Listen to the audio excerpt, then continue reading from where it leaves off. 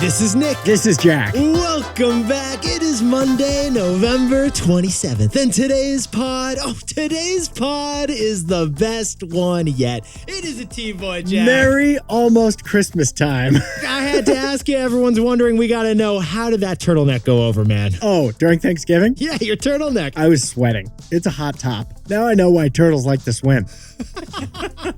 Yetis, welcome back from Thanksgiving. Whether you wore a turtleneck or a cute top, Jack, what's our first story for today's show? For our first story, the number one deal you're going to see this Cyber Monday is BOGO deals. Buy one, get one free. BOGO. It's actually America's favorite deal, but it's got a sneaky twist. For our second story, this wasn't just a Thanksgiving this past week. It was the first ever Ozempic Thanksgiving. Yetis, the winner this year wasn't dinner. The winner was Tupperware. And our third and final story is the UNC women's field hockey team. They just won a national championship with the youngest coach in Division I history. Jack, what's the lesson here? We've been thinking about job experience completely wrong. Job experience, throw it out the window. But Yetis, before we hit that wonderful mix of stories. Just so much fun preparing this mix today, Jack. Wild mix of stories. Today isn't just Cyber Monday. It's also the first Monday after Thanksgiving, and that means one thing. Oh, it means Christmas songs. Back in November, it was acceptable to complain about Christmas music coming too early. But the first Monday after Thanksgiving, Jack? It's unacceptable to not accept Christmas music right now. It's socially acceptable to only be playing Christmas music right now. But get this shocking headline that Nick and I noticed. Sit down, stand up, and turn up the volume again. The number one song of the holidays has fallen to the number 2 song, according to Spotify. That's right, the Queen of Christmas hath been dethroned. Yetis, Mariah Carey's All I Want for Christmas Is You. It's been the top song of the holidays every year since it debuted. Honestly, Jack and I would play a clip, but Mariah would sue us all the way up to the North Pole. But this year, right now, Mariah's holiday hit has fallen to number 2. Jack, what is the number one holiday song in America right now, my friend? You're not going to believe it. It's Rockin' Around the Christmas Tree. Brenda Lee's hit song from back in 1958 is number one right now. Nick and I remember it most from Home Alone. It's when Macaulay Culkin is throwing that fake party in his house with the Michael Jordan cutout. And then that song comes on, he tricks Marvin Harry, and someone actually loses an eye, I think. He's trying to make Marvin Harry think there's people in the house, yeah. Well, that 1950 song was sung by Brenda Lee back when she was only 13 years old. That's right. The number one Christmas song today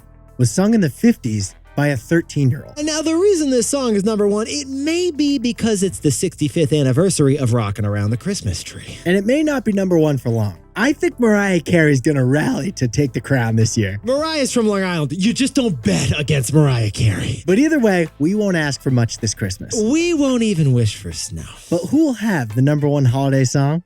This year, it looks like no one knows. Yetis, we're pumped to be back. Mariah, let's hit our 3 stories. 15 years before this song, 2 boys from the Northeast met in a dorm. They had an idea that caused a cultural storm. It's the best one yet, but the best is the norm. Jack, Nick, that's it. I don't even think they need to practice. 50%, that's a fat tip. T-Boy City on your at-list. If you know, you know, cause we ready to go. We can't wait no more, so just start the show. Start the show. For our first story, the most popular deal this Cyber Monday, it's BOGO deals. Buy one, get one free. But there's a dirty secret about BOGO deals you need to know about. Yeah, it is. We know what's going on. Your secret's safe with us, isn't it, Jack? It's Cyber Monday. You're at your computer at work, but you got 43 tabs open comparison shopping the best Cyber Monday deal. One sec, Jack. I just purchased a Momofuku hot sauce and 6 pairs of khakis. Pro tip, figure out the keyboard shortcut to hide all tabs.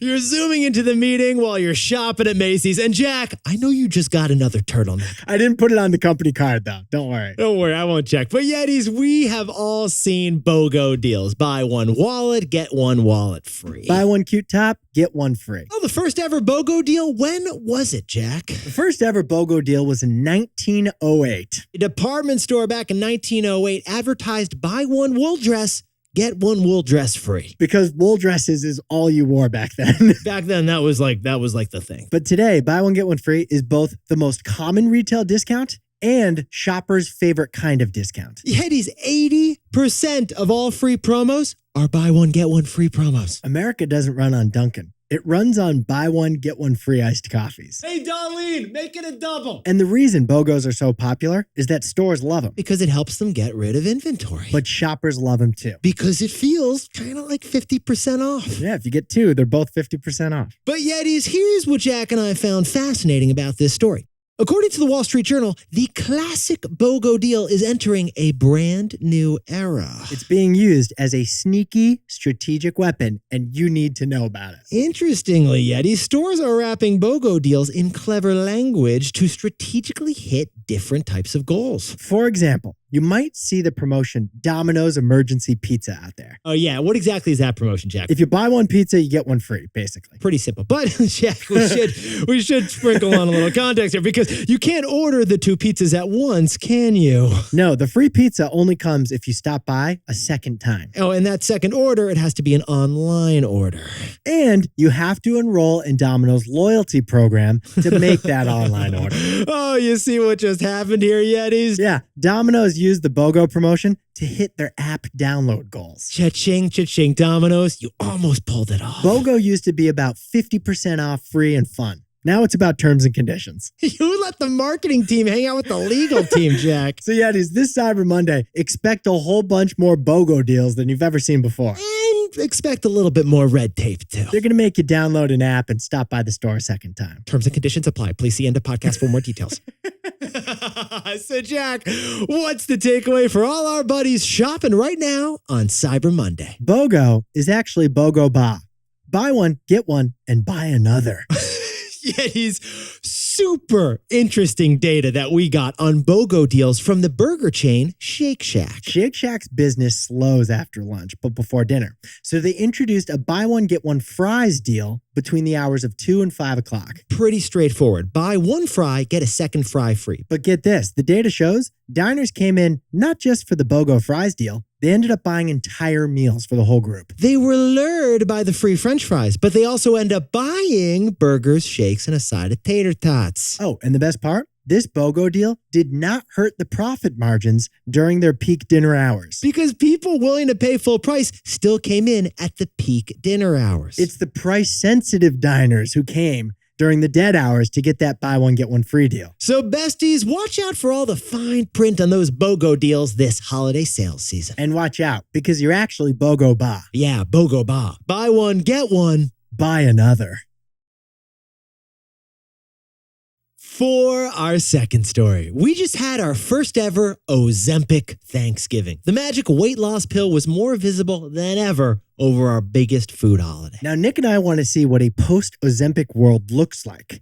So we're turning to blue zones. Yetis, did you notice more leftovers over Thanksgiving this year, Jack? Did you notice fewer members of the Clean Plate Club at your dinner table this year? Usually Uncle Tommy's out by 5 o'clock in a food coma, man. This year he was doing jumping jacks after dinner. I was wondering, what's wrong? Is it because I put a prune in the stuffing again? People seem to enjoy that. Yetis, in the past year, the top breakthrough in this economy, besides AI, has been Ozempic. Ozempic, Wegovy, all those new weight loss drugs are the game changers for people who happen to be overweight. But many of us had our first encounter with Wegovy and Ozempic over Thanksgiving. Jack and I were talking about it over the weekend. Ozempic was the guest of honor at a lot of tables this year. Whether someone announced it or didn't announce it, someone at that table might have been on Ozempic. 2023 was Ozempic's first Thanksgiving. This drug chemically reduces your appetite to eat food. It makes you less hungry for that salami. Demand for this expensive premium weight loss drug is so hot right now that Novo Nordisk has become the most valuable company in all of Europe. Demand for this drug is so hot right now that Novo Nordisk is now rationing the weight loss drug. It's Denmark's most valuable thing. Yeah, shortages are even expected for the whole next year. That's how much people want this thing. To get some of this drug right now, you got to know a guy who knows a guy who knows a doctor. Yeah, head over to Washington Square Park. Can you hook a brother up? That's good. That's why this single Ozempic drug has been moving the stock market and entire economics. This phenomenon is bearish for snack food companies because people are going to crave fewer potato chips. Krispy Kreme stock just got downgraded because of Ozempic. But this Ozempic phenomenon is bullish for Tupperware because people are going to eat less stuffing. Need more storage for more leftovers. And Ozempic is even considered good for airlines. Get this, Yetis. Morgan Stanley did a study Ozempic could save airlines $80 million on fuel because passengers are lighter overall. Yetis, it is shocking market-moving material, but it's still not clear how Ozempic will affect other industries. Yeah, like if you're on Ozempic, are you more likely or less likely to join a gym? We're not sure. But one study estimates that 93 million Americans could use Ozempic or a drug like it sometime soon. So Yetis, after Ozempic's first Thanksgiving, we want to know, what will a post-Ozempic world look like? What will it look like when millions of obese and overweight Americans no longer are obese or overweight? Well, Jack and I think it'll look like our takeaway. So Jack, what's the takeaway for our buddies who are Ozempic? To see what a post-Ozempic America looks like, look to blue zones. Look at the blue zones. Yetis, there are specific regions in the world where people simply live longer and healthier lives. Researchers are fascinated by them. They've called them blue zones. In fact, National Geographic has identified 2 of those blue zones in the world. Okinawa, Japan, and Sardinia, Italy. Oh, what do they notice from these Italians and Japanese people who live longer, healthier lives in these blue zones, Jack? People in blue zones find purpose with hobbies or things to care for. People in blue zones stay active with their hands and their feet, often by continuing to work later in life. And people in blue zones maintain friendships longer and visit friends more often. And now, besties, Wall Street is obsessed with the Ozempic effect and how it could hurt sales of certain products like Doritos and burritos. But based on what we see in blue zones right now, Ozempic could make people more productive, more active, and more social. Besties, those are some major public health benefits. We think they're big enough to actually boost the economy. For our third and final story, the youngest ever Division I coach is a 23-year-old who just won a national championship. Because the way we measure job experience is the wrong way to measure job experience. Funny thing Jack and I noticed. The number 1 sports story discussed at our Thanksgiving tables this year, what was it, Jack? It wasn't football or baseball. No. It was women's collegiate field hockey this year. Because the best player ever could be the best coach ever. Because last week, North Carolina won the Division I national championship for women's field hockey. Okay, this thing was wild, wasn't it, Jack? It was like a double overtime shootout thriller, 2-1. This thing got really close. North Carolina beat Northwestern for the second year in a row in the finals, and that was UNC's 11th national title. But Yetis, pause the pod for a second, because this isn't a sports story. The way Jack and I see it, this is really a management story. Because it's not about who was on the field. It's about who was coaching. Jack, could you introduce us, please, to the 23-year-old Erin Matson? UNC just won the national championship with the youngest coach in Division I college history. Erin Matson, 23 years old. Could you do a little math for us over there, please, Jack? She was offered the job when she was 22. And she accepted. Yeah, she was born in the year 2000. That's after Beanie Babies were a thing. I think Justin Timberlake had already split up from NSYNC. If you ask her about Y2K, no idea. No idea what Y2K is. And yet she just coached UNC Chapel Hill to a record 11th national championship. But besties, that's not even the wildest part about this story. Just 6 months ago, Coach Erin was a student at UNC. That's right. This year she's coaching the team, but last year she was playing on the team. Erin Matson has won 4 national championships as a player, including 3 National Player of the Year trophies. She should be doing like an unpaid internship at some bank right now. Instead, she's coaching her old team. After incredible on-field success, she spat out her mouth guard, took off her shin pads, and grabbed a clipboard. Yeah, she left her dorm room and she grabbed a 1-bedroom apartment down the street. She's now coaching her former teammates. I mean, it's a little awkward, right, Jack? The sophomores, juniors, and seniors used to play with her last year. She's like ordering Bianca to run laps. Meanwhile, she used to pregame with Bianca before the Sig-Sig-Ep party. I mean, Jack, last year it was cool if she was at the team party. This year, I don't know if that's cool. Toga party. I'm going to pretend I didn't hear that, Bianca. But yet, like we said, this isn't a sports story. This is a management story. So, Jack, what's the takeaway for our buddies over at UNC? Shared experience beats individual experience.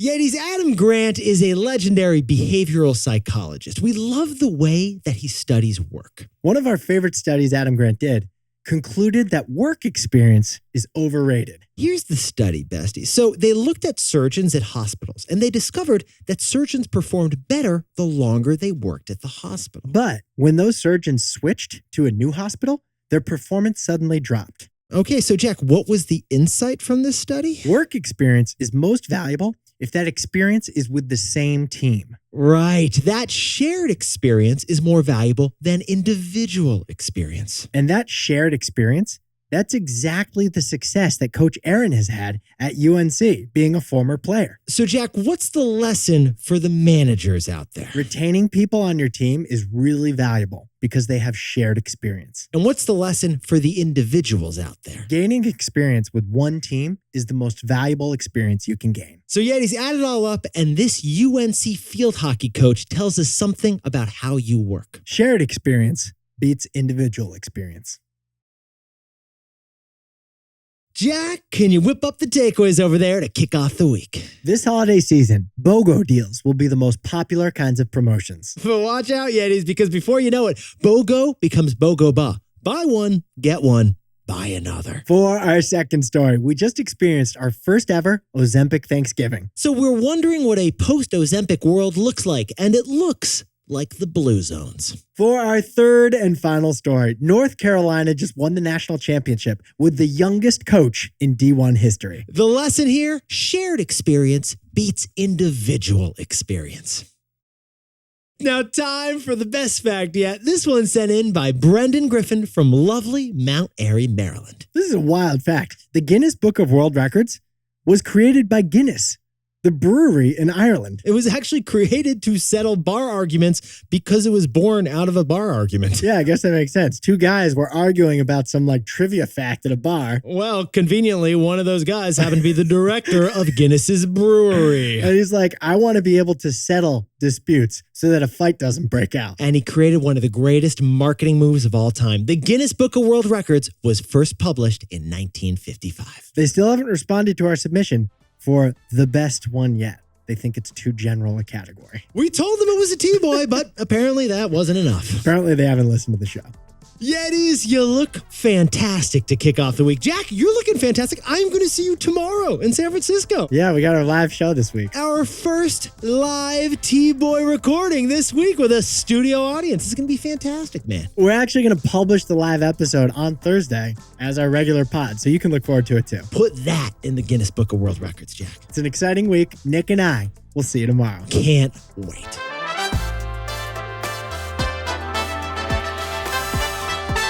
And before we go, congratulations to legendary Yetis Tim and Dana Maloney, who just had their second baby, Colin Jacob Maloney, in San Francisco. Good thing he's got a Rivian to hold this growing family, Nick.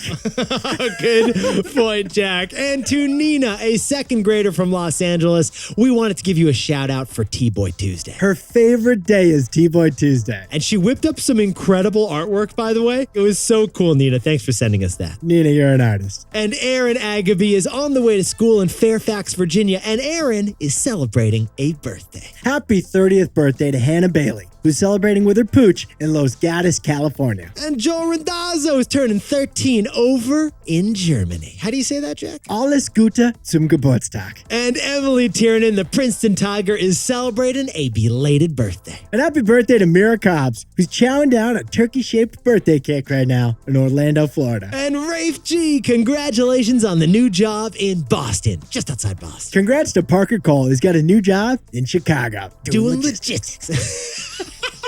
And to Claudine Madamba, who just passed her nursing exam, congratulations and celebrate that win. And to anyone else celebrating something today, make it a T-Boy. Celebrate the wins. This is Jack. I own stock of Krispy Kreme, Nick owns stock of Shake Shack, and we both own stock of Spotify.